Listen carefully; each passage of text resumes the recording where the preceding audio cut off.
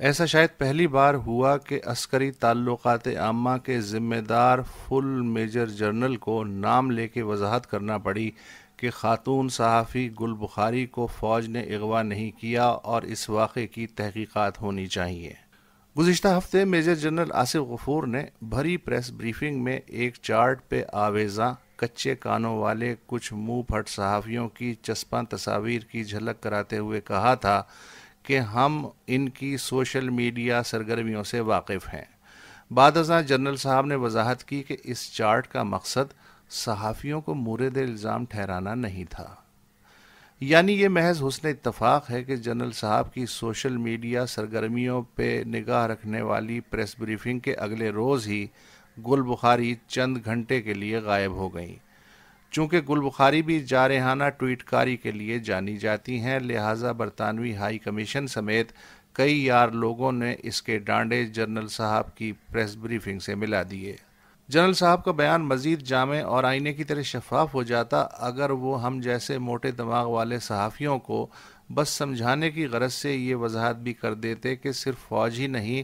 بلکہ اس سے متعلقہ آئی ایس آئی اور ایم آئی سمیت کوئی بھی حساس ادارہ صرف آئین و ملکی قوانین کے دائرے میں ہی کام کرتا ہے اور گل بخاری سمیت کسی بھی پاکستانی شہری کو جبری طور پہ اٹھانے یا غائب کرنے پہ یقین نہیں رکھتا۔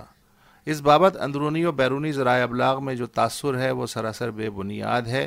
جعلی نمبر یا بغیر نمبر پلیٹ یا کالے شیشے والی ایک ہی رنگ و نسل کی ویگو گاڑیوں سے ہمارا کوئی تعلق نہیں۔ اگر آئندہ کسی علاقے میں ایسی گاڑیاں مشکوک انداز میں گھومتی یا کسی دستاویزی ثبوت کے بغیر کسی شہری کو سڑک، گھر یا دفتر سے جبراً اٹھاتی نظر آئیں تو فلاں فلاں ایمرجنسی نمبر پہ فوری اطلاع دیں۔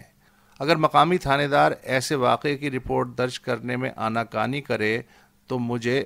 براہ راست اس ای میل ایڈریس اور اس ٹویٹر ہینڈل پہ مطلع کریں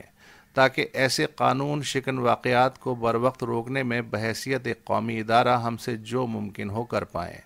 اس بارے میں کوئی بھی شہری فوج سے تعاون کرنے سے نہ ہچکچائے کیونکہ ایسے عناصر کی نشاندہی اور سرکوبی ہم سب کا قومی فریضہ ہے جن کی حرکتوں کی وجہ سے کسی بھی قومی ادارے کی شہرت پہ سوال اٹھے۔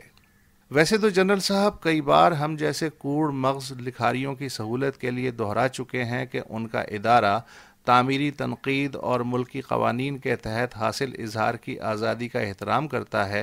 مگر آج کے حالات میں ایک بار پھر ایک باضابطہ یقین دہانی کی اشد ضرورت ہے، کیونکہ کچھ نیم محب وطن عناصر ایسی بے پر کی زیادہ ہی اڑا رہے ہیں کہ فلاں چینل، دھماکے اینکر، زید میڈیا گروپ یا سرکردہ میڈیا مغل حاجی اللہ دتہ کی پشت پہ فلاں حساس ادارے کا ہاتھ ہے۔